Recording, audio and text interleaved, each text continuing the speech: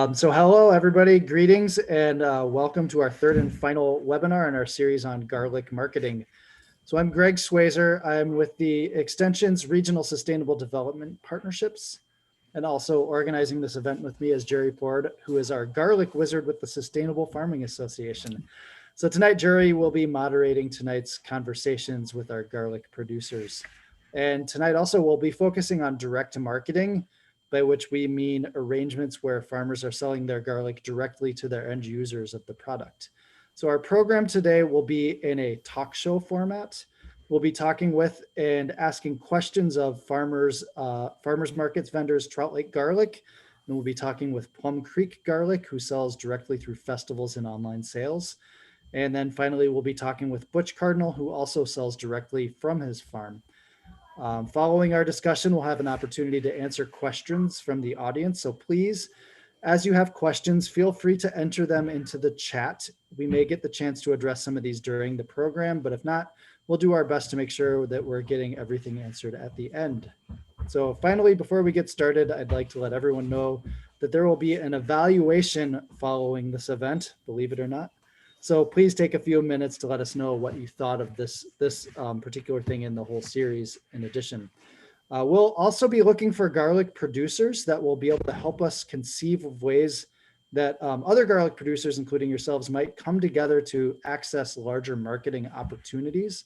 So we've been thinking of this loosely as a sort of garlic hub or informational marketing group. And if you're interested in helping us by providing your thoughts on our ideas, please let us know when you fill out that evaluation form. There'll be an opportunity to provide your information, your email address, and ways to contact you.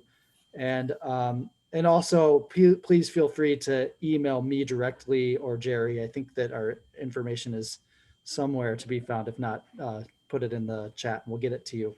So with that, thank you, and on with the show. Thanks, Greg. And I believe that evaluation is going to be emailed out probably tomorrow. So you look for an email coming from me that will give you a link to the evaluation form.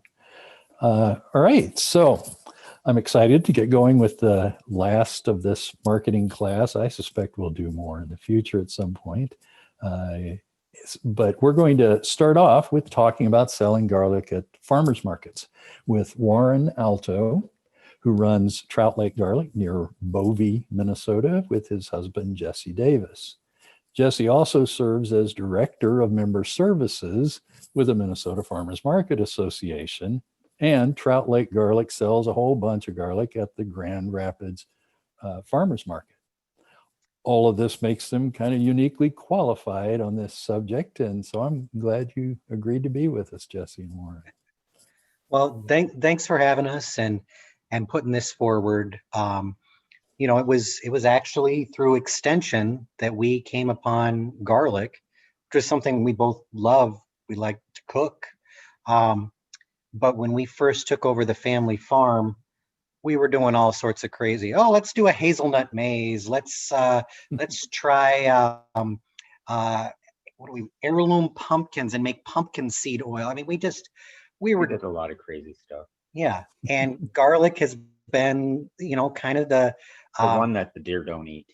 Well, that's true. It's the only thing we grow that we don't have to have behind deer fence, besides potatoes. Well, that's a good incentive for growing it, I think. So Warren, about how much garlic do y'all grow and how much of that gets sold at the farmer's market?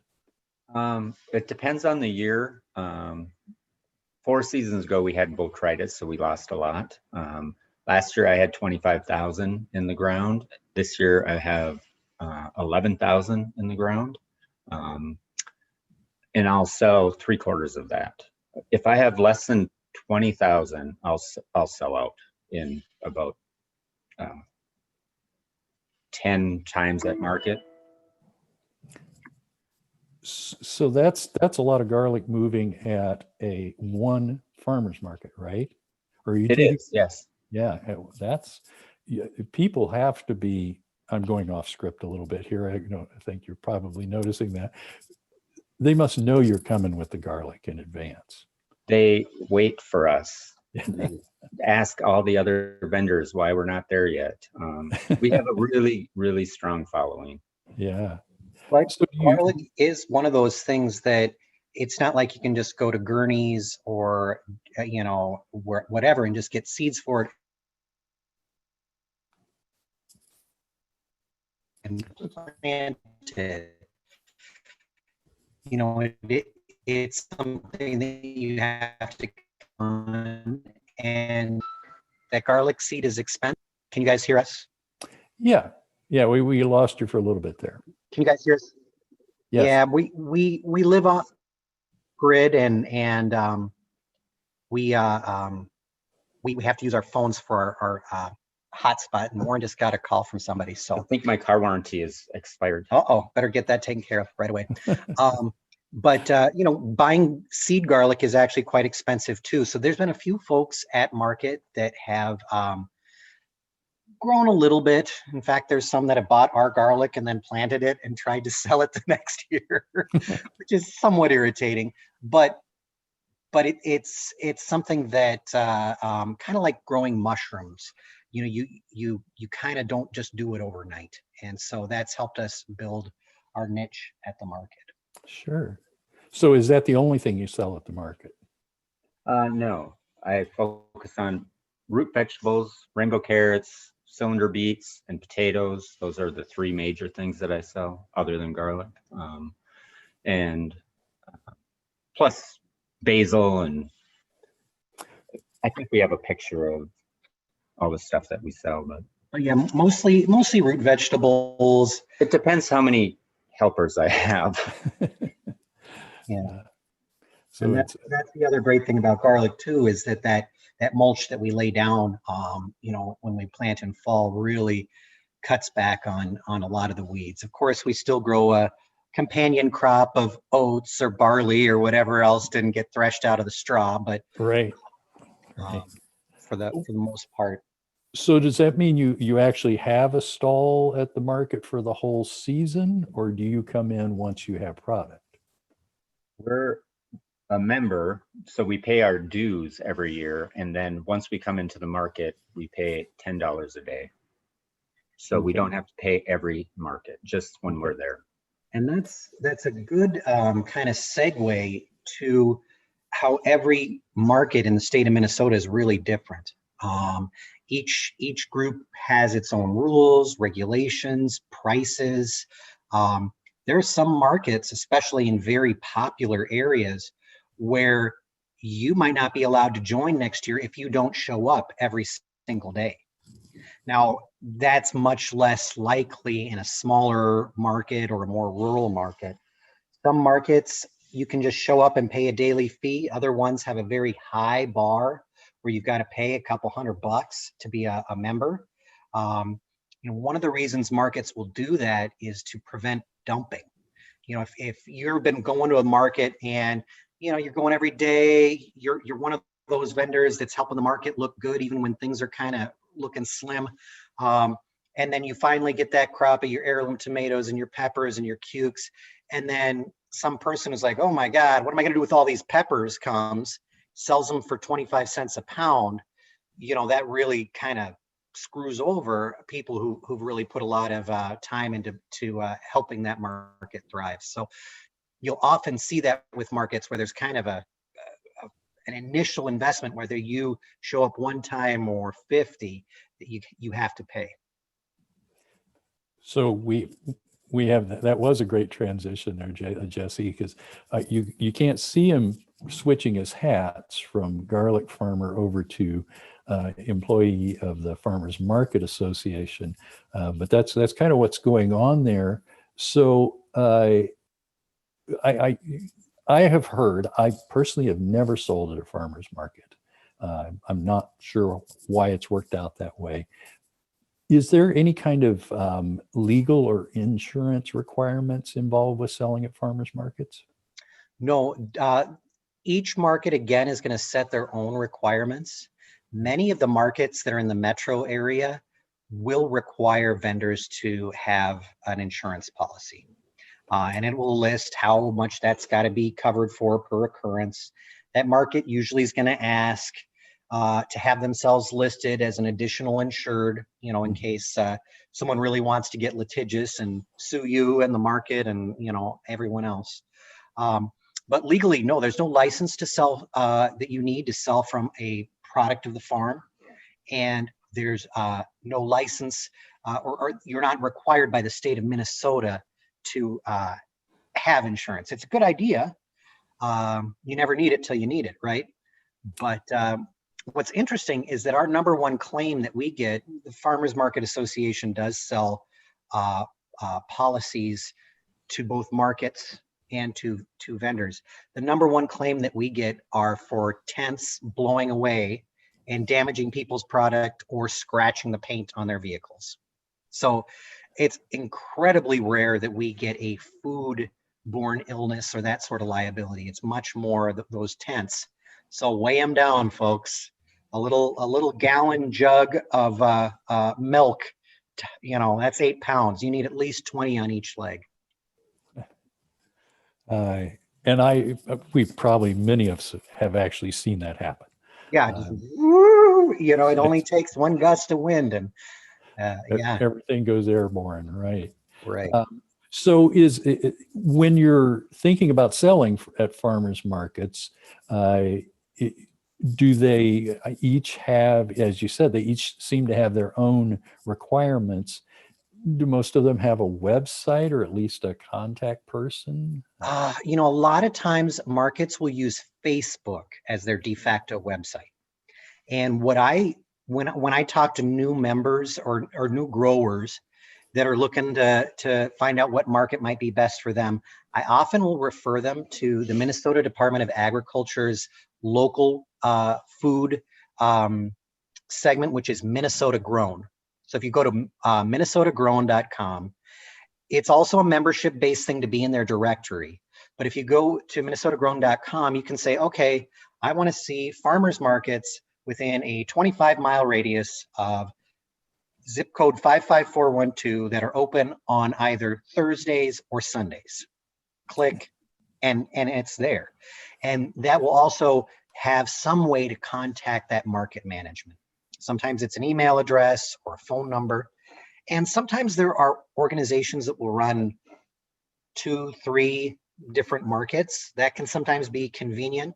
For example, down in the cities, you've got Neighborhood Roots that runs Kingfield, Fulton, and Nokomis farmers markets. Oh. And so you could, with one fell swoop, you could sign up for all 3. The big exception is the St. Paul Growers Association. They run the main St. Paul Farmers Market, but they also have 22 different satellite markets across the metro, northern burbs, southern burbs, all over. And so, there's a waiting list to sell downtown St. Paul. But if you want to sell at Inver Grove Heights, that might be a great fit for you. It might be the right day. It might be the right hours.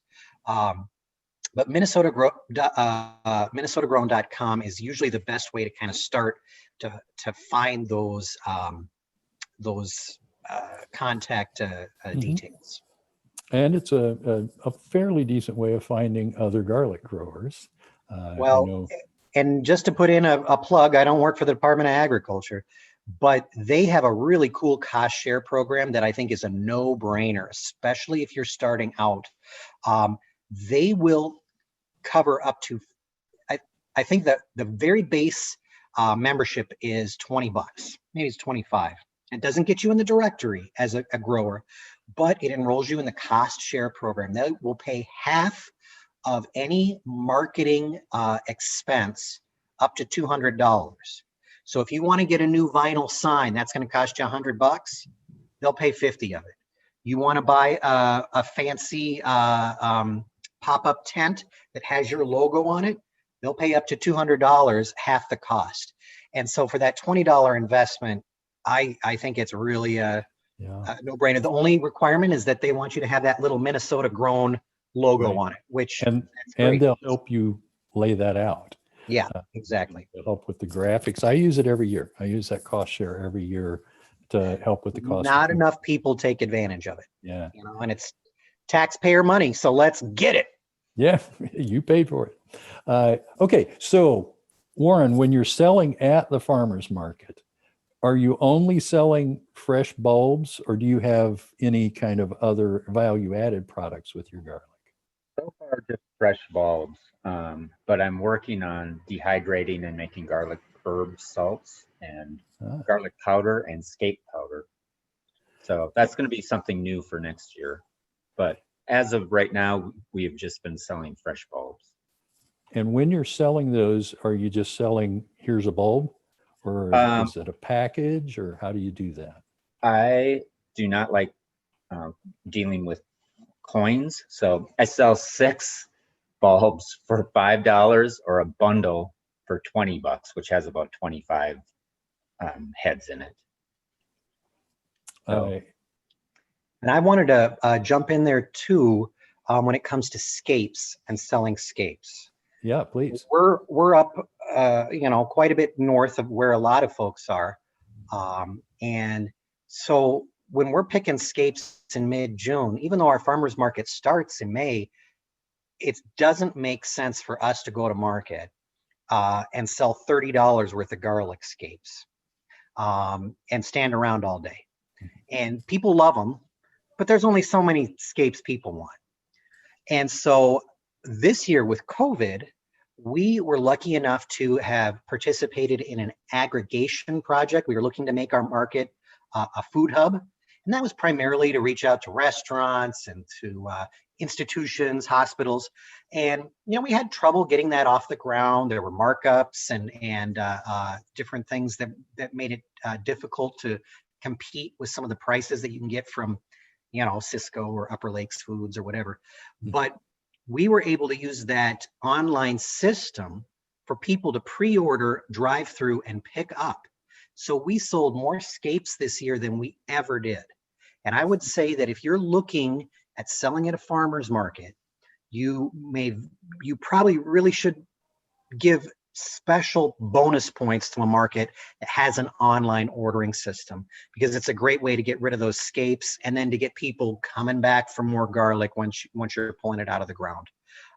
There's a lot of people, especially in rural Minnesota, that don't know what scapes are. And frankly, if I had to choose between garlic scapes and regular garlic, I think I like scapes better. You don't have to peel them, So, Sure. So that was kind of a cool thing for us. very cool.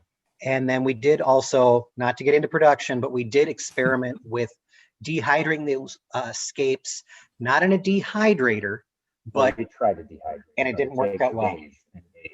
We used an air fryer and then ground that up. And so that's something that we're looking at doing some value added with. I think maybe I'll share our screen now, just so there's a couple of pictures of our products. We've got about 2 minutes. So Okay. Yeah, let's do that.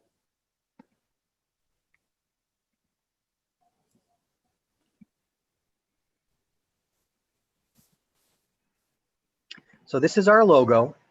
And we were lucky enough to have a young gal that I worked with at a restaurant that was just a great graphic artist. And she did this for us for free, wouldn't take any money. So if you know any burgeoning artists, friends, family members, having a logo is great. People want to have a story with their food. That's what the farmer's market is about. It's about having that relationship with the person that grows your food. So anything you can do to tell a story about your farm, pictures of your farm, pictures of your kids, pulling up the garlic, dogs and children always sell. So this is one of the ways that we will, this is the way we will market some of our garlic. This has got 6 bulbs in there. We've got this netting that we've just tied a little knot on, and then we've got, you can see different kinds of garlic. And then if you were to open up this little piece of paper, there's a garlic recipe inside. So, and then let's see, just a picture of some scapes there. This is about 5 years old, but this is kind of what our typical setup looks like. And so you can see the beets there, the fresh basil, and just kind of trying to create that look of abundance. They say pile it high and watch it fly. So even if you've got to put fake bottoms into the bottom of your boxes or your apple crates or things like that to make it seem like you've got more garlic, that's great. And then you can see these bundles here. The little blue painter's tape, each one of those has a price tag, so people know. That looks really cool. And I love the full plants hanging in bundles like that. Right. And then you're selling $20 at a time, you know? So definitely the more people in Minnesota don't like to ask what the price is. So we are not doing a good job right here saying beets this much for a bunch, basil this much for a bunch. We're Clear shy. price. We don't like to do that in Minnesota. Okay. And then this is where I'm talking about stupid pictures. People love this stuff, and people do a lot of Facebook. So if you can get these people to enjoy your Facebook business page, then anytime you're coming out with a new garlic salt or you're about to harvest something, you know, the more of a relationship they have with you, even a dorky picture like this is going to be in your best interest. So when we come back, did you have more pictures? Because we could show those when we come back. That's all? Oh, that's all. I like those. There's a lovely display there. Trout Lake, Jesse and Warren are going to stick around till the end here because they want to steal ideas from Chris and Butch too. And we'll have questions going with that. So I'm going to go ahead and transition now to my very good friend, Chris Kudrna of Plum Creek Garlic. And we're going to talk about, Greg said earlier, festivals in the plural, but really Chris does one festival. And it's, of course, the Minnesota Garlic Festival. And then we're also going to talk a little bit about online sales because Chris has a very effective website for selling his garlic. And he and his wife, Joanne, and well, most of their St. Cloud family there have been selling at the Garlic Festival now for how long, Chris? You know, I was going to look that up. I think at least 12 years. You tricked me into volunteering for a few years before I was growing garlic. And then the only way I could get out of volunteering was to start growing it myself so I could go as a vendor. So yeah, about 12 years. We sell roughly, we have about 5,500 head. We're not anywhere near as big as Trout Lake. And about a third of that gets sold in one day at the Garlic Festival. About a third of it gets sold online and shipped, and roughly another third gets sold online and picked up. We don't go to any farmers markets. The farmers market here in the St. Cloud, central Minnesota area is very fragmented. And so roughly a third at the festival, a third online, and then a third via pickup. Roughly. The Garlic Festival, actually, if you want to be a vendor at that, which I would encourage folks to apply for, and when we open that up next month, or I'm sorry, we're going to open it up in March. The requirements are that you have 1,500 bulbs that you can bring to the festival. Minimum. You will, if you've got any kind of marketing and you've got good quality product, you'll sell out before the end of the day. There is sometimes a waiting list. It depends a lot on the year, the season. Obviously, we didn't have the festival last year, and we don't know yet what kind of a festival we'll have this year, although we think we'll have something. I think March 15th is when people can start applying. How you get in, I'm not supposed to say this, but I'm going to say it anyway. You have to suck up to Jerry. That's how you get in. That's a primary criteria. Not really. There's the Sustainable Farming Association Crow River Board sets the criteria with Jerry, and I won't go into all the detail tonight because that's not important, but it has to do with being local, having that minimum, ensuring that your garlic is tested, and at least those bulbs you test don't have bloat nematode, and a few other things. Yeah.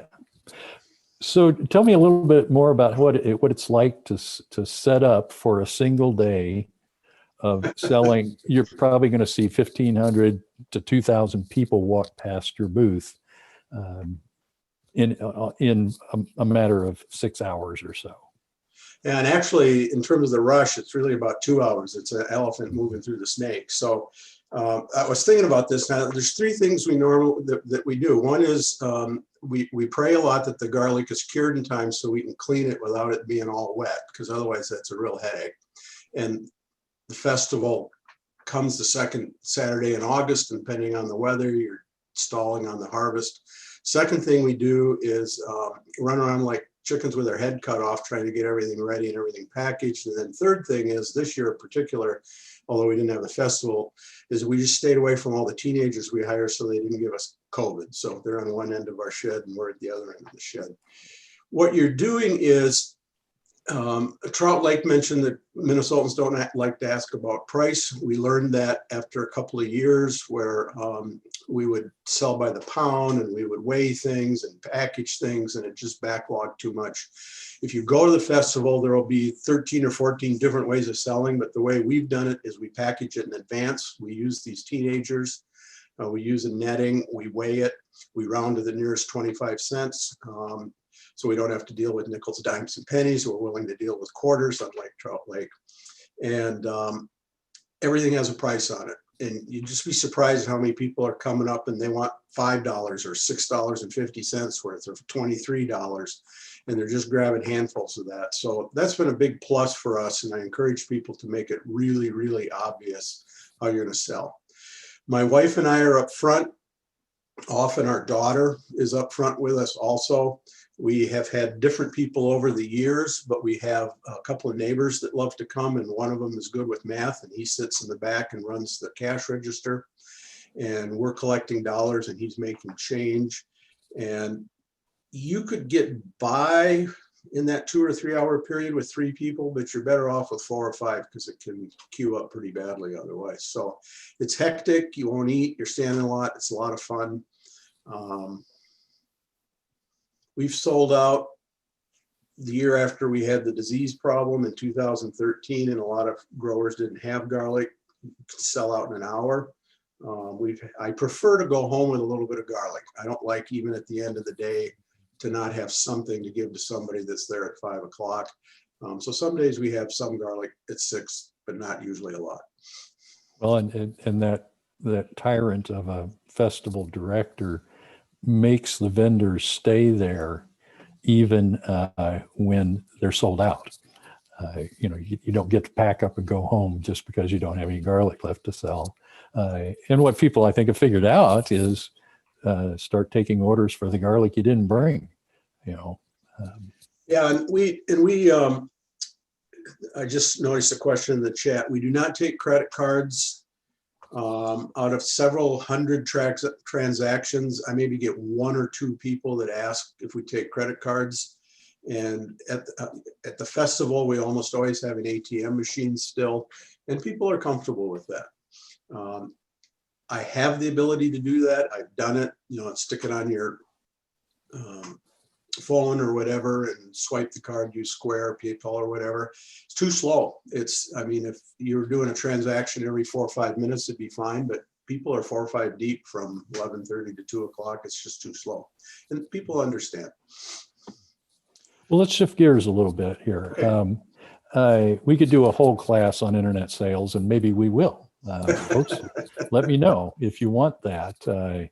And we'll put together 3 or 4 different people who do it differently. But we're going to talk for about 10 minutes here with Chris about internet sales.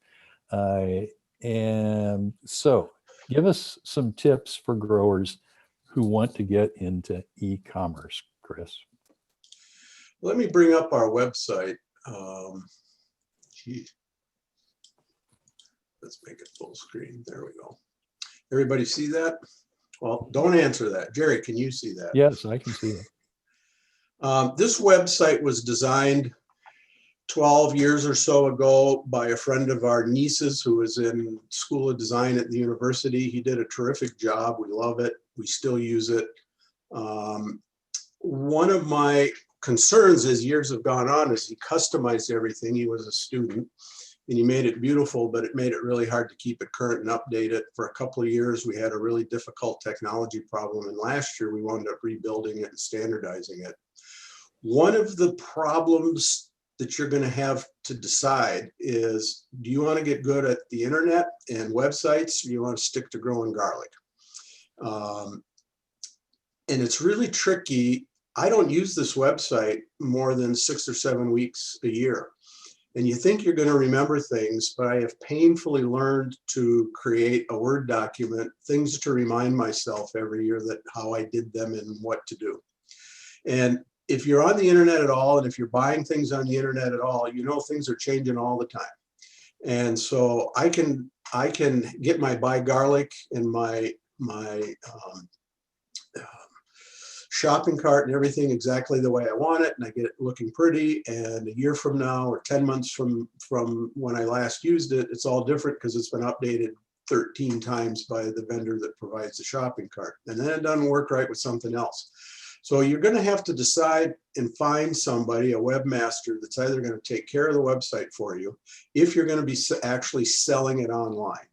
If you just want to have a web presence, there's lots of free options out there, and it can be useful to just get that web presence, and you can have people call or email you if you want. But if you want to buy garlic or sell garlic, I think you have to, unless you want to be an expert at it, and you understand when I say PHP or HTML and you know what that means and you know how to work with that, unless you know that, I would recommend you find somebody. So that's a really important thing. We only have 5 tabs. We try and keep it simple. We put our mission right up front. If you don't tell people in bold, and I should make it larger letters when we're sold out, when you are sold out, you just get all sorts of calls and emails, and it becomes a big headache. And even with this, people call and say, are you really sold out? And, yes, we are. I'm sorry.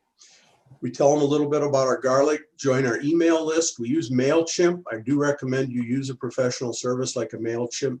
Don't just in your mail, whatever service you're using for your email, don't just build a list and start sending. That won't give you the capabilities you want in terms of quality and professionalism. The other thing we do, I'll just show you a couple pictures and then I'll get out of this. I want to reinforce what Trout Lake says. It is nice to have pictures. Here people are planting. This is the size of our operation. Here's our shed. All these people out here are friends and neighbors that come out and pick scapes for free because they want scapes. And we use scapes as a marketing tool. We make them available. We send out the MailChimp email that says we don't ship, they're available for pickup, and they're available to people who are our customers who want to be our customers. And we get rid of all of our scapes that way, and people are thrilled to have them. It is always useful to have young kids. This is our grandson pulling his first garlic ever. We managed to get that picture. People like that stuff. And they like nice pictures. We have a friend who likes to take fancy pictures. So over 12 years, I think you have to keep it simple unless you're selling other stuff or you're selling year-round because you won't remember. I think that you have to have a webmaster, somebody who understands what PHP and HTML are. We take credit cards, obviously, on the site. The other, did you want me to talk a little on shipping? Were you going to? That's the one thing I didn't mention that I was thinking I should. Let's go ahead and do that. I have another question about that too. But wait, whatever you. I feel like I've been talking at you for a well, long we'll get to shipping. We've got 6 minutes left, and but you picked the priorities. Okay. Yeah, Shipping's been a headache. Well, maybe this isn't a priority, but I've always been curious about it. I noticed on your website, even though at the festival you sell by a package that's based on weight, on your website you sell by the bulb. Yes. Talk about that. What I can tell you is that most of our friends and relatives, if Joanne and I start talking about which way to sell it, they all walk out of the room. It's been a 12-year discussion. We price by the head so that it's the same. And we make that claim on our website that whether you buy it by the head or buy it by the pound, you're paying the same price. I also point out to customers online that they bother to read it. The garlic loses about 20% of its weight from harvest in the first 6 to 7 weeks, depending on how fast you cure it. If you're selling by the pound, that starts to become significant. So we do emphasize that buying by the head allows us to manage our inventory better and allows the buyer to ensure that they're getting exactly what they want. That's the primary reason we sell by the head online, because we can manage the inventory. The software that we use, I can put in that I have 1,300 extra large Armenian, and it'll keep track of how many I've sold. I can run reports that show me the orders and how many sales we have. And so I know we have to go out and clean 330 Armenian extra large to fill the orders that came in the last 2 days or whatever. So that's really useful. By the pound, we've done by the pound. That can work too. I'm not opposed to it. It's just we're kind of setting our ways on by the head. Right. Okay, now talk about shipping. You got about 5 minutes here, but so we short answer on shipping is all of us, well, I should say all of us, most of us that buy online are used to either getting free shipping, or we're used to them telling us how much it's going to ship the 8 widgets we're buying from Detroit to our home in central Minnesota or whatever. We don't do it that way.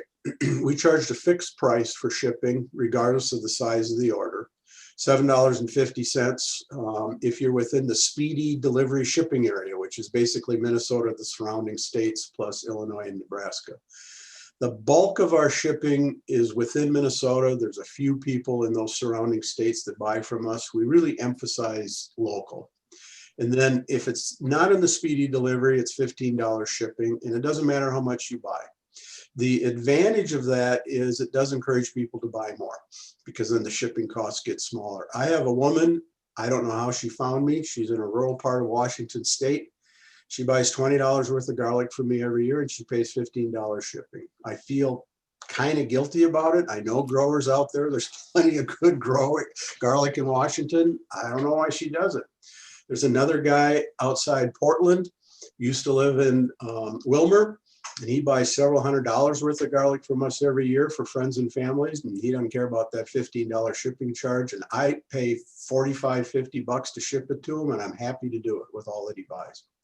So I keep it simple, and then I have the local pickup option. The nice thing about local pickup is people want to order online, and they want to know the order's going to be there, and then they have to come either to our house or the farm. They're 2 different locations, and pick it up, and they're happy to do it. And they can just click on a local pickup. There's no shipping charge. And then I have it, the system automatically generate an email when their order's ready to pick up. And we've developed a system for keeping track of it so we don't lose people's orders. This year with COVID, we've just been putting them out on our porch. People have been picking them up. I never noticed that local pickup option in the shipping part before. And that's an idea I'm going to steal, because I tell people I'll refund you the shipping. I've told you to do that. You just never listen to me. This is true. I don't ever listen to you. We've got 2 minutes. Greg, not to put you on the spot, is there a burning question in the chat that we want to for Chris here? Oh, I haven't been looking at that. There really aren't great burning questions. Just people. Yes, internet sales are great. Credit cards. Well, you addressed that. Internet sales, interesting, etc. Search engine optimization is a steep learning curve when you've never done it before. Yep. I don't do any SEO. I'm actually quite familiar with it. I've been an investor in 2 businesses here in St. Cloud that are online businesses that rely on it a lot. We are in the Minnesota grown directory that Trout Lake talked about. Over 12 years, we have built word of mouth, and we have built a variety of repeat customers from people from the Garlic Festival. And that could go away, but we are not trying to pop up on Google. It is too hard. It's one of the things I was going to mention, so I'm glad you brought that up, Greg, because as you start touching, and we don't use Facebook. I started out thinking Facebook was going to be important. I've developed a values conflict with Mark Zuckerberg and how he runs that business. And so I'm completely off of that. I still check messages because occasionally people will message me. But 9 times out of 10, the people message me on Facebook aren't paying attention to the fact that I have a website, and they're more hassle than they're worth. We sell out in 3 or 4 weeks every year, and we're happy with that. Well, Great. Well, there's a couple other questions here. One, I guess, was from Well, they before, but could- I think it's. they can wait. Oh, okay. Okay. because I am just so Switching to ready Butch. about the sound. So have those queued up first, if you want to, Greg, at the when we get after that. Okay, look at that. There's Butch with his standing outside his farm stand there. So finally, here at the in the last segment before question and answer, we're going to talk about selling garlic straight off the farm. Chris talked a little bit about that. And I'm actually going to kind of interview myself as part of this too, because we do a lot of our sales straight off the farm. Butch Cardnial is a lifelong farmer north of the Twin Cities, Lionel Lakes area, right, Butch? Yes, I'm located just 15 miles north of downtown St. Paul. We're pretty much a heavily populated area where my farm is located. Just ended up because we're a 6th generation farming here, and the community grew around us. Great problem to have. Location. Yes. And we built this farm store here because, I quit conventional farming because I couldn't deal with the traffic out on the road with the tractors and stuff. So I ended up started growing vegetables, and garlic was the first thing that I started to grow. Because my dad wanted some help with his pumpkins, and I said, well, I'm going to grow more than just pumpkins, and I could plant garlic in the fall. So we did grow garlic. I built the farm store here on the farm because I didn't like going to farmer markets. I just didn't like going to them. I didn't like dealing with the tents, the weather, the other vendors, dumping and underselling. Did not like it. I came home, I built the farm store, and I promoted it. And it seems to be working. We've been doing this. I built that store, I think, about 10 years ago. And sales have only been going up since day one.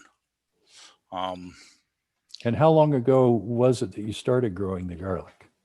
Oh, that's got to be about 12 years ago we started 12 growing years. garlic. Yeah.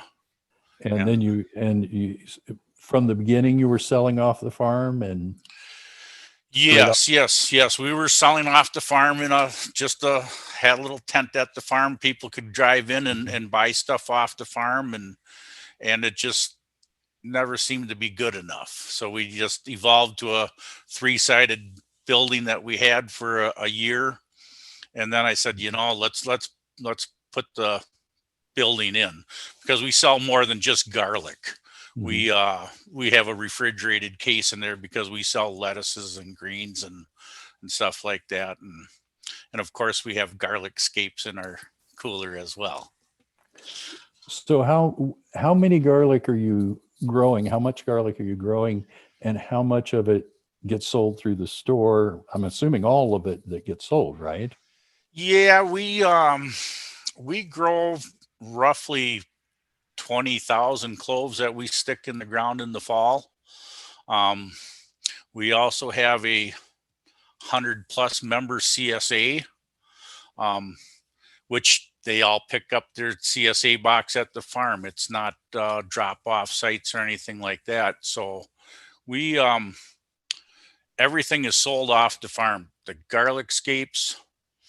The CSA boxes are kind of nice because we can get rid of the seconds or the not desirable ones, or the ones they can't plant. So CSA will take a lot of the I shouldn't say poor quality, but the less desirable, and not have a problem with it. but they'll take about a third of the garlic, CSA, Mhm. and then we just sell bulbs in the store and garlic scapes. I think there's more of a demand for garlic scapes now. Um, Over the years, it just kept snowballing with the scapes. More and more people are using them, finding out what they are, and liking it. First couple of years, we couldn't give them away. Yeah, I think we're doing a good job of educating the public here on scapes. Nobody knew what they were when I started growing 18 years ago. No. We had a little Southern Chinese lady came in and she just lit up like a Christmas tree because she was the only one that knew what they were. That's And cool. it went from there. So in the store, when you're selling the garlic, what's the presentation? Are you selling individual bulbs or packages? We sell it by the individual bulb. It's not seed size garlic. I'd say it's in that 1.5 to inch and 2 inch mark, and we sell it for $2 a bulb. Mhm. It's presented out on the table. It makes a difference where you place it in the store. If it's back in the back corner, you don't sell so much. If it's up by the pay box where they have to check out, you sell more of it. You know, it's eye contact. Where if they can see it, they're buying it just to round off. If they're spending, 16, 17, $18, they'll grab a few bulbs of garlic just to round off or round up or stuff like that. But it's mainly just by the bulbs. We tried selling loose cloves, but it just wasn't too much work and not enough demand. Yeah. Yeah, it would be a lot of work unless you've got like a bulb cracker right there. Yeah, That's yeah, that's feeding them me. out. You're the bulb cracker. Well, I'm going to throw in a little bit. As I said, I'm going to interview myself a little bit here too, because I do a fair amount of off the farm sales. Living Song Farm is my song, not my song, my farm, and we're about an hour west of the Twin Cities. And the proportion of bulbs we sell straight from the farm fluctuates every year. Of course, 2020 was an exception, like with everything else. And a lot more in 2020 went straight out the shed door than normal. And I kind of sell what I think of as a range of garlic bulb products. I do sell cleaned bulbs. Oh, look, there's Butch's display of garlic there. I sell cleaned bulbs in really nice labeled packaging with a picture of me on it and funny sayings and all sorts of things like that. And then I'll also turn around and sell 30-pound bulk bags mostly to other growers. Then another way that I'm doing it, especially for other growers who will come to the farm, and I think I see a couple of people on here who have purchased from me this way, is to sell it what I call dirty. And at least half of my customers, I haven't kept accurate records, are buying as seed stock. They're not buying it as something they're going to eat. Or if they are, they're not telling me that. And they don't really care if it's been cleaned. They're just going to stick it in the ground anyway. So I make curing bundles when I'm doing my curing in bundles of 10, because it's really easy for me to keep inventory that way. And they're already sized in my small, medium, large, and really large size there. So I will sell those bundles at a discount, which means I don't have to clean the garlic. All I do is knock some of the dirt off the roots, tighten up the zip tie on the bundle, and then I will sell that to them at less than the per pound price would be, because of it saving my labor that way. And of course, that's strictly farm pickup. There's no way I'm going to ship full plants of garlic to people. So that's another way that I'm doing it, and I think you might find that people who are buying it for seed stock would prefer to get it that way. So Butch, you mentioned your pricing of $2 a bulb for about a 1.5 inch to 2 inch bulb. Do you have a concept of what that might be per pound? Nope. People, people are funny. If you tell them, I don't know, maybe it's just where I live, but if I tell them it's $12 a pound, they say, how much is that a bulb? And it's like, Really? unless I put a scale in there and I have to weigh it for them, it's not going to happen. It just, they want to know what they're going to buy. They're normally not buying it by the pound. I do a couple of large sales, but in 50-pound lots, but it's most people that come into my place are fancy. They don't want to see it dirty. I got to we got to sweep the floor 2-3 times a day. I mean, it's just the area that I live in is, I don't want to say higher class, but they're not rural people. These are city folk. Mm-hmm. And they want to walk into our farm store. We got to have it looking like all the rest of the grocery stores around us. We got to have it clean. We got to have everything presentable. And yes, and we have to be polite to them.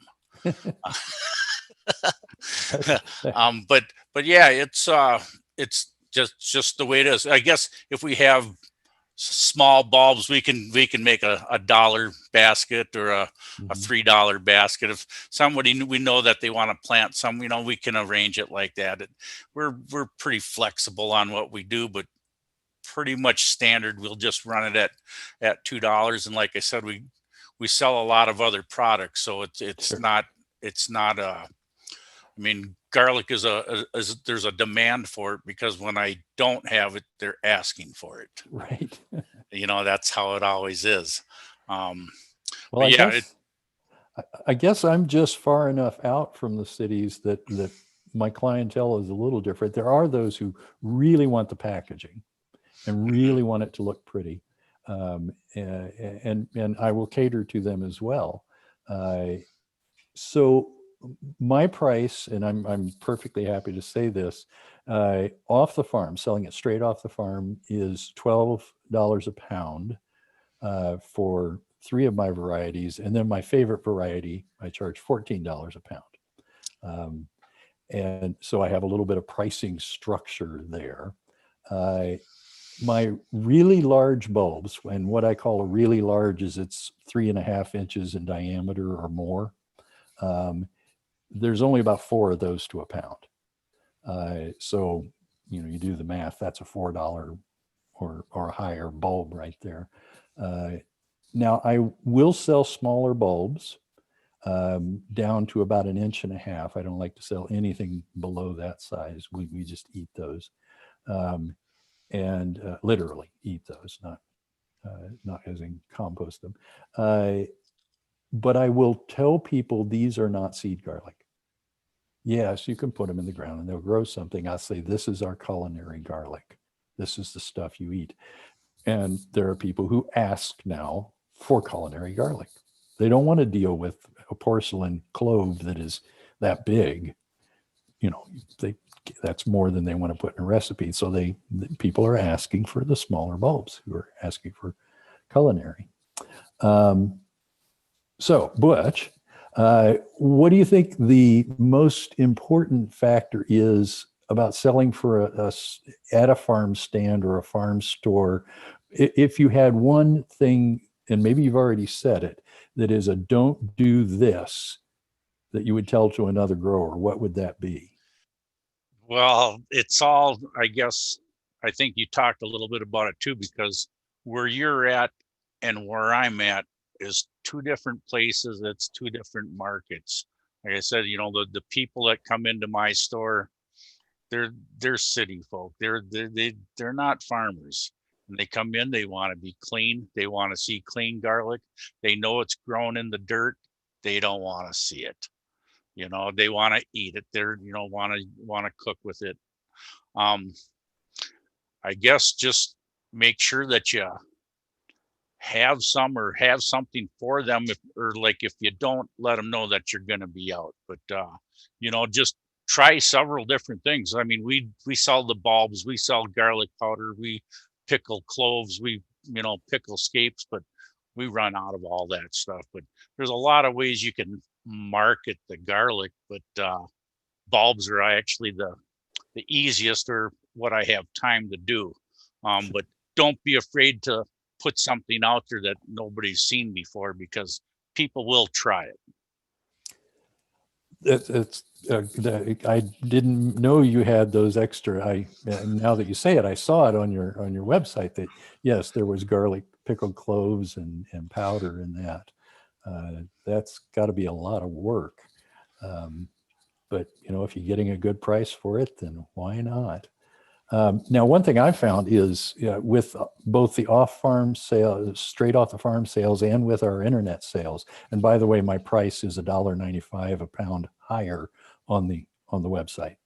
I consider that my overhead for running this expensive website. One thing that I've really found is my email list. Like Chris talked about having an email list. And I'll start sending things out in May. And I don't sell scapes, but I'll start sending things out in May. And I do take pre-orders, both for internet sales and for straight off the farm sales. And then I have a couple of preferred, 3 or 4 preferred customers that I've already got their order for next year, which really makes me nervous. I usually don't open up my pre-sales until I see the garlic coming out of the ground. So sometime in late May or June, I'll open up pre-sales. Butch, you have anything? You got 2 minutes here, Butch. You got anything to add to that before we go to Q&A? Well, I guess, like I said, try everything. You can't just sell garlic from a bucket on the end of the driveway. You just can't, it's hard to do just one thing. Or, I'm not saying just do the farmer's market or just do internet sales or on farm, but try a little bit of everything. And it seems to work. You'll find out one might work better than another in your area, because like I said, what works in your area might not work in my area, and what works in mine might not work in yours. But it's all similar. You just have to try different things to find what's the market in your area. Great. Well, Greg, if you want to join us, and Chris, Warren, Jesse, if you'd like to pop back in. And I'm going to do a little quick screen share here, if it will work for me, of contact information for these folks that are here this evening. I even managed to put Greg on there this week so that folks who are interested in the garlic aggregation hub work that the project's doing, you can get in touch with Greg about that end of things, and you can complain to me about everything else. So open it up, Greg. All right. So there were a couple questions, and people can please go into the chat and add your questions here. Someone asked a question that got answered by someone, but perhaps you all have some response too. But where and how have you gotten your garlic tested for nematode, I'm presuming, or other things as well? Shall I take that one, folks? I was just yesterday working on revising the forms for the bloat nematode testing. We work very closely, and we being the Premium Garlic Project and the Garlic Festival, with the Plant Disease Clinic at the University of Minnesota. They're a great resource and really nice people.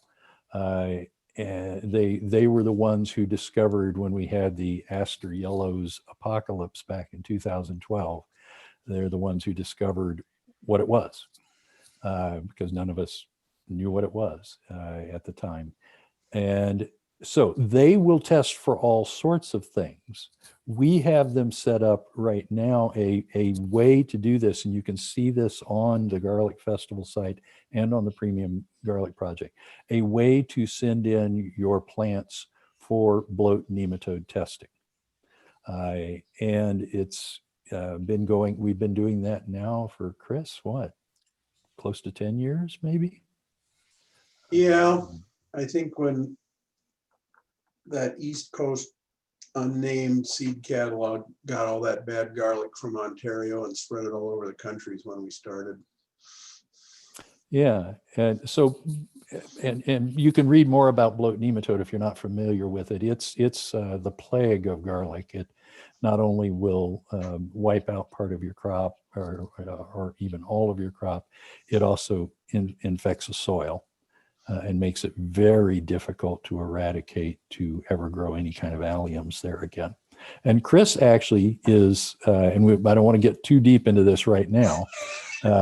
And there is a video on garlic diseases, by the way, on our YouTube channel. If you want to contact me, I can't find the link directly on SFA's. There's a whole video class on garlic diseases. But so we have it set up with the Plant Disease Clinic to test for bloat nematode. I find it a marketing thing to be able to say that we have tested for bloat nematode. Does that guarantee we don't have it? No. But at least we're making the effort and watching for it. And that onerous director of the Garlic Festival has gotten the Crow River chapter who runs the festival to agree that we're going to make that a requirement. If you sell at Garlic Festival, you have to get a negative test on the bloat nematode. Now, they also test for everything else. There were growers last year and the year before who were having all kinds of disease problems. I'm interested if perhaps Warren, Jesse, did you get your botrytis diagnosis from the Plant Disease Clinic? Yes. Yep. So I feel very confident that's indeed what hit. And we didn't have the nematodes, which was that's what I was worried about. Yep. And it looks a lot alike. Those two things will look a lot. They're all manifest as like a root rot. Yeah. So anyway, I don't think it's a problem if I mention that Seed Savers down in Decorah, Iowa, they were buying from other growers to replenish stock because they had lost a lot of stock. They were requiring tests for everything because that's part of their gig. This is going to be disease-free as best they can. Garlic here and all of their other kinds of seeds. So they were testing for podaviruses and molds, everything. And of course, everybody had it. So, every test came back with something because it's just there. Now, is it to the point that it's going to damage the garlic? Probably not. Okay, that was a long-winded answer to a simple question. But yes, the Plant Disease Clinic is the place to go. You can go to other labs outside of the university if you want to, but the price is right at the Plant Disease Clinic. It's $50 for a bloat nematode test. All right, let's see. Another quick question that was asked a while back here. Let's see, which one is it? I saw one, Greg, on shipping. While you're looking, I can Right. comment I think on that's that. the one. Yeah. What shipping companies are you utilizing here? Shipping, not surprisingly, has been in the news a lot, and it's changed a lot. I set things up in April last year. I do use Speedy locally as best I can. They've had a lot of labor challenges. I know the owners, their headquarters is just literally 1.5 miles from our house. Their claim to fame is cheaper. They have been reliable. They've struggled sometimes with delivery. FedEx and UPS and USPS are the other three choices. USPS used to be a good choice until May or June last year for heavier out-of-state packages. I'm not going to comment on why, but they more than doubled their prices from April to June last year on shipping. Literally $15 packages went to 30, 30 went to 60. It was unbelievable. So we wound up using FedEx quite a bit for the out of state heavier stuff, because they tend to be, I won't say cheap, but of the four, the cheaper. But so the only one I don't use very much is UPS, more just because of how location and how easy it is to use the other three for me. And Butch and Warren, Jesse, y'all don't really do shipping, right? We've actually used USPS to ship in their kind of the packages where it doesn't matter in the flat rate box. Flat rate, right? Yeah, and frankly, we don't rice as much as we used to. We used to do a fair bit of wild ricing, and we would send 21 pounds of wild rice down to the U.S. Virgin Islands for $19. And you try and do that with FedEx, you'd be looking at $100. So there are instances where it works, but we really ship very rarely. We'll do, usually during the holidays, we'll do some gift sort of things where we'll do a sampling of, we grow about, what, 12 different varieties? 12 varieties. So that's kind of a shtick that we, oh, it's a garlic sampler, and we'll do that. And when people are buying gifts, they're a little more motivated to eat the cost on higher shipping. But for someone that's shipping, like Chris, day in and day out, yeah, it would really start to add up. I think Chris has got a smart idea there with kind of just the one price. Well, and that's what I do on my website too, is that one price, except that I forget the pounds, but up to a certain number of pounds, it's $15 for shipping. I think it's 30 pounds. Above 30 pounds, it goes up to $30 for shipping. Okay. Period. I think it's cool you guys ship a package to Virgin Islands. That's part of the fun of growing and shipping this stuff. I've had a customer in Alaska for a lot of years and one in Honolulu for several years. The flat rate boxes are the way to go. Same if you ever get any military overseas orders, the flat rate boxes can go anywhere in the world at a fixed price. Well, I found that the medium flat rate box, and I do use USPS, it's because of my location really. The medium flat rate box will hold 5 pounds of garlic. The large flat rate box will hold 10 pounds of garlic. Now they're crammed in there, but that works out kind of nicely. And just like Chris, I'm willing to eat a little bit of the shipping cost to get those bigger orders. Hey, I had a thought that I wanted to go back on, because I'd asked Chris in the chat earlier about taking those electronic payments. And I can imagine when you're at a festival, what a royal pain in the rump it is to oh, let me swipe this. Oh, sign here. Oh, do you want an emailed receipt? Blah, blah, blah. One of the things that I think, if folks are looking at farmers markets for a sales venue, many farmers markets have a central booth where you slide a card, and that can be a credit or debit card, or it can be an EBT card where folks get their food assistance, and then they get these wooden tokens, and then they use those like cash. So you don't have to mess around with any of that stuff. You're busy. Oh, here's a $5 token. Here's a $1 token. Here's a matching dollar. You turn it in at the end of the day once you're done with your stuff. So the markets that have that program will tend to charge a little bit more for membership, but it is my opinion that it really pays for itself. It's worth it. In Grand Rapids, we typically get anywhere from $15,000 to $20,000 of folks using their food stamps, and then at the market, not at our particular stand. And usually our credit card intake is 30 to 35,000. So if you're not having to deal with swiping those cards, and especially, if we're still dealing with some of this COVID stuff, at markets, to have that at the booth where they're doing their whole disinfecting and all that kind of stuff. It's definitely an attribute of a market that I think could make you more successful. So just wanted to throw that out there. Nice.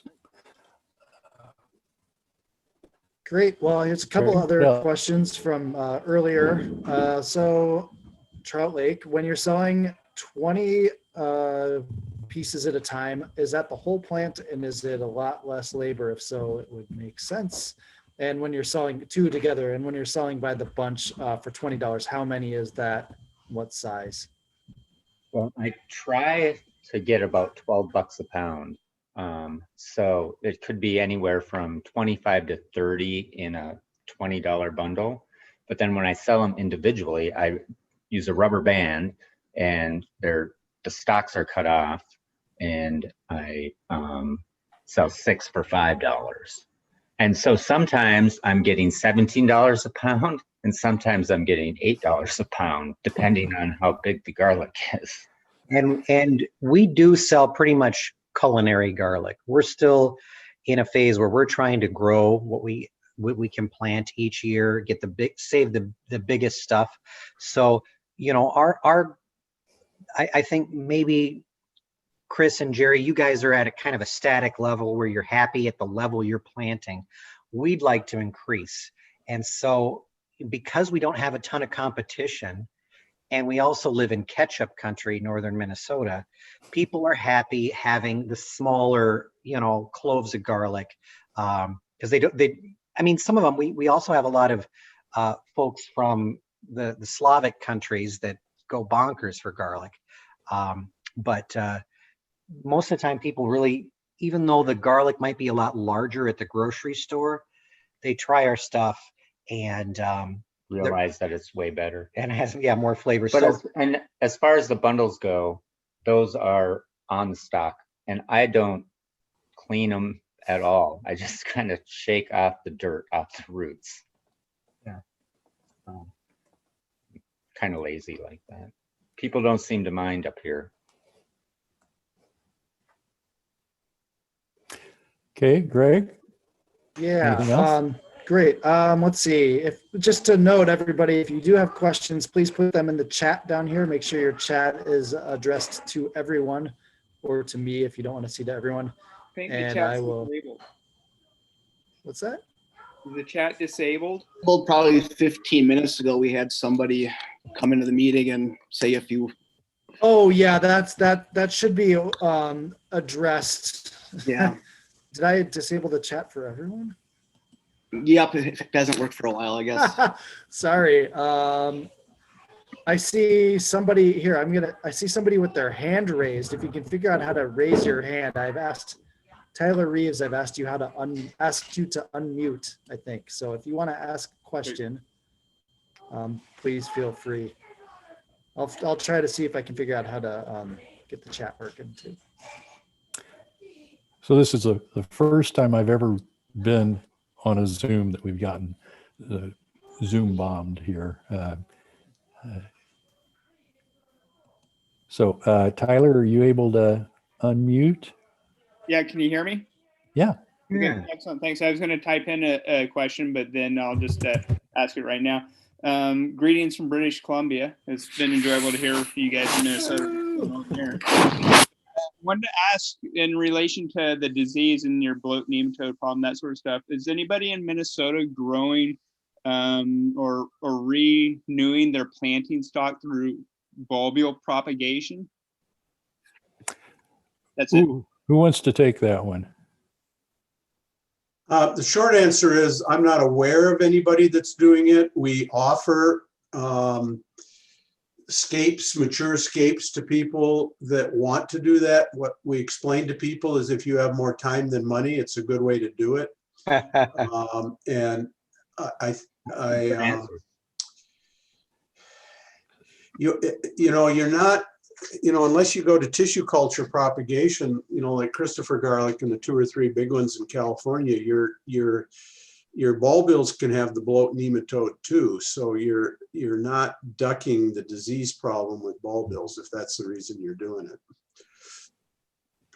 Yeah, I guess I'm familiar with bloat nematode. It's not an issue that we have here, and so I guess I'm still learning about what other diseases might affect the garlic there. But I know it's something that we're being encouraged to do here for various diseases that we're trying to avoid propagating, and to renew our planting stock periodically as commercial growers, even on as modest scale commercial growers. But just interested to know if you guys are engaging in that at all. But thanks for the response.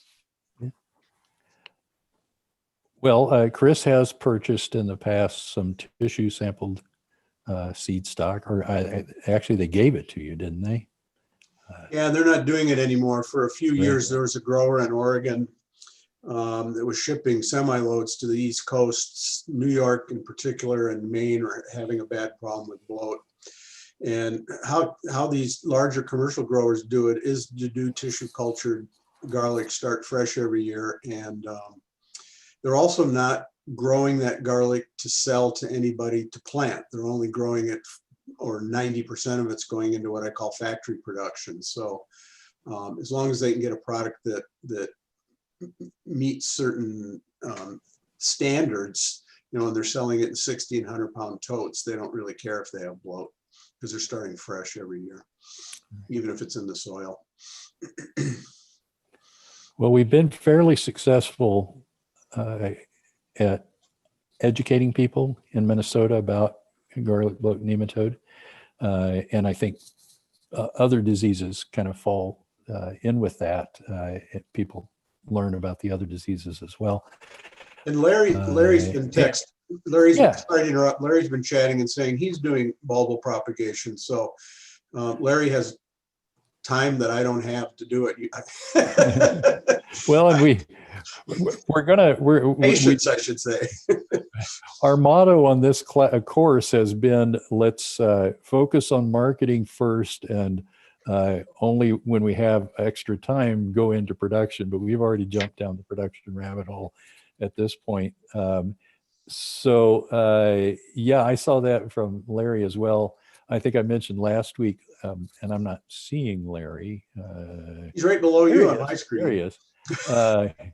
So there he is. He's waving. I mentioned last time that I think Larry grows every garlic variety there is. I don't know how he keeps track of all of it, but go ahead and unmute for a second here, and let's tell us about how you're doing it from bulbules, if you can. There you go. Okay, well, generally what I do is when I want to focus on regenerating the gene pool of a certain variety, like some varieties will start shrinking every year and it'll get smaller and smaller, I'll say, okay, I want to restart that project. So I try to allow a certain percentage of that variety to go into giant bulbils as much as possible.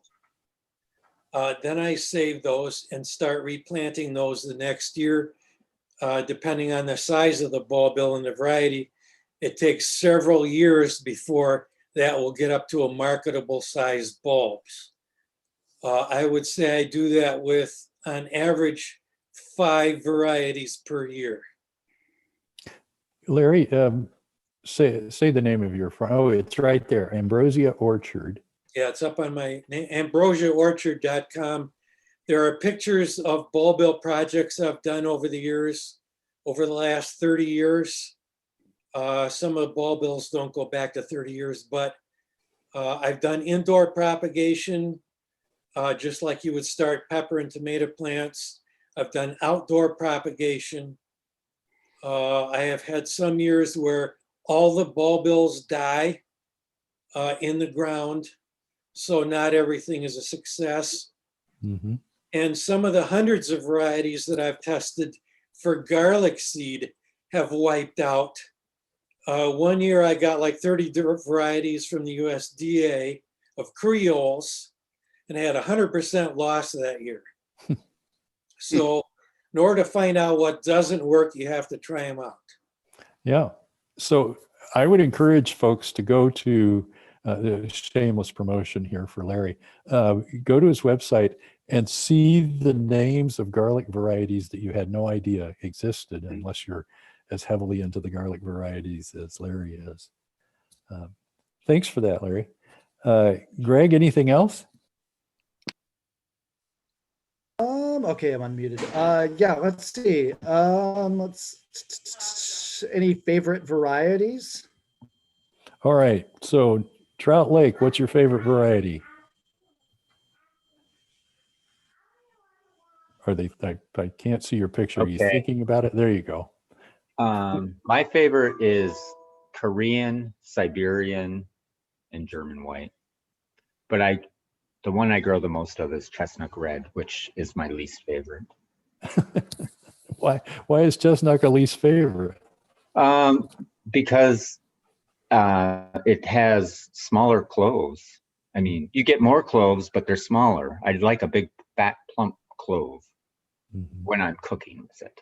One, we found that chestnut red is kind of a tough one. If you're splitting by hand when you're planting, it's a tough one. The Warren's aunt that comes out and helps us every year split bulbs calls it Chernobyl.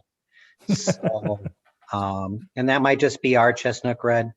But what we did like about chestnut red is when we were first starting, it was one of the most affordable ones we could buy.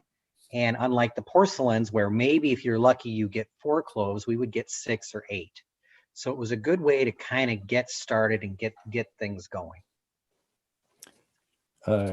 Butch, do you have a favorite variety? You need to unmute.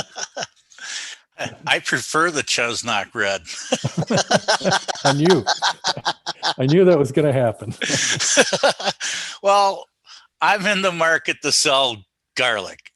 I get a lot of cloves per bulb, easy to plant, so it's easy to get that 20,000 cloves in the ground. Like I said, I sell a lot of garlic scapes. I mean, it's really not the variety that you're getting, the scapes. So yeah, I do grow German extra hardy. I like that for cooking with. I won't cook with chestnut red because of the small cloves. So Chris, do you have a favorite? I think I get asked that question at least 300 times per garlic festival by customers. And I always look them in the eye and say, you tell me which of these kids is your favorite, and I'll tell you which of my garlic is the favorite. And I'm half serious. They all have pluses and minuses. The purple stripe family, which the chestnut red is in, also has Deerfield purple, which is one of our favorites. It's got a history I could share with anybody that wants to know it. We think that the Deerfield purple family roast better, taste better, hold their flavor better. But all of the porcelains, the musics, the Armenians, Georgian crystal, Georgian fire, as already been pointed out by Trout Lake, have bigger cloves and are much easier to work with in the kitchen if you're doing a lot of spaghetti or pesto or whatever. So they have pluses and minuses depending on how you want to use them. We went through probably 50 plus varieties over the first 5 or 6 years to settle on 6 that grow well for us and that sell. Well, I've often tongue-in-cheek said that my favorite variety is whichever one I still have the most of to sell. But that's not true. I do love Armenian. And at the same time, it's a little bit disingenuous because over time, I think that porcelain garlics, Armenian music, German extra hardy, so on, which are genetically identical, according to the testing. If they're growing, you grow them year after year, you can't tell them apart. I know I can't. I have 3 different porcelains and I cannot tell them apart from each other. For me to say that Armenian's my favorite, we're going to tie back around to marketing, is a marketing tool. What's your favorite garlic? My favorite garlic is Armenian. It just happens to be $2 a pound more. And it sells out first. So that's my favorite. And I've always said I like garlic that I want crops that thrive on neglect. And porcelain meets that criteria for me. What else, Greg? We got 5 minutes left. Jason has a Yeah. question. I got a question. Sure. Jason here from Tamarack Garlic Farm across the river from Winona, Minnesota in Trumpelow. I'm gonna kind of go back towards our shipping discussion we had about 10 minutes ago. I don't know if Cindy and Keen are still there, if they want to chime in, or I think if Paul Schmidt's still there or anybody else. I guess I usually ship out about 300 orders in boxes through the mail. Probably about 275 of them are through USPS, probably 10 to 15 through Speedy, and probably just 1 to 2 packages with UPS or FedEx throughout the year. I guess with the USPS this year, it was really slow. I mean, what used to be a 2-day package. I mean, I had stuff that was a 2-day was really like a 4 to 5 day thing. I had some 3-day things going to California. It was taking probably 7 to 8 days, but that's not really the point of my question, I guess. And I guess when you're getting your orders coming in, and if you're utilizing the postal service, are people that are shipping out through the postal service, are you utilizing stamps.com, or what's your go-to method for shipping out those orders? Well, I'll say flat rate is then I don't have to. It's just the box goes in and that's what it's going to cost. But but I'd be interested to hear Keen and Cindy, if you're listening, who were 2 of our presenters from last week. Reason I'm asking, I guess I utilize, as far as their number 4 and 7 boxes, as well as the regional rate A and Bs primarily. I've got that set up through my shipping options. I think it's a little more advantageous for the customer as well as me for the most part. And if you set it up just right, I'm just kind of curious what others do, I guess. Yes. Keen, are you there? Okay. How about Paul Schmidt? Are you there? He was there. I'm here. He was. Oh. Sorry, Paul. I'll mute you. Go ahead, Paul. Go ahead, Paul. Well, I don't know that I had anything to say really, but no, I don't know. I use flat rate boxes if I'm going USPS. That's the easiest. A lot of my orders are large orders, and I just box them up or make boxes. And this year, a lot of the orders, UPS was the same price as Speedy from my place, so it was a little easier because I've got a UPS pickup right here in town at the hardware store, and I didn't have to try and call and get a pickup for Speedy or anything like that. So I don't know. USPS was a little funky this year, so we'll just have to watch. Yeah, I just didn't know if it was what we were doing, if we were doing something wrong, or just it was political, or what those intentions were. But I was just very, very frustrated with that. And if there was something that was more advantageous that people had for a lot of those 1 pound, 9 to 10 pound orders, that's kind of curious, I guess. Well, and folks do know, right, that the post office will give you the boxes, right? Yep. As many as you want. You can go online and they'll send you a crate of the flat rate boxes for free. So that's kind of nice too. All right, we got 1 minute, Greg. 1 minute, one more question. Let's see. I had a question of Trout Lake. Those 3-packs, the individual 3-packs are they worth the time and effort to put those in those bags, or could you sell them bulk? They look nice, but I'm just wondering. I've done it before. I know it takes a lot of time to put those things in those little bags and tie them all nicely and make them look all pretty. It's to make them look pretty. It's not worth it. But I can use those tubes and make like a $20 bundle with them too. So And then that's kind of worth it. But no, those packs with the good label on them and the net meshing, it's not worth my time to do, but it looks pretty. It would be the bigger, if you could make it a $5 bundle, a $10 bundle, it does look a little bit more professional. And it's also something too that once you have them packaged like that, it's a lot easier to move them around. And you might, sell those in the fall and then pack them up and have them in the basement. And then along comes a pre-Thanksgiving winter market or pre-Christmas winter market. You've got them ready to go and people can give those as gifts. And we definitely do see people who like to give this local garlic as a gift because it's something very unique. It's something that's from a location. It's from Trout Lake Township. So I think that there's maybe benefits that aren't exactly the dollars and cents that come from doing some of that packaging. Mhm. And I will also say people remember that, I think. And I think that's how we got such a great following from the farmers market people. And they also remember it because I'm sure your contact information is on that label. It is. Yeah. Yep. And it's like a business card. Okay, well, thanks for all that. I'd really like to thank Warren, Jesse, Chris, and Butch for your time here.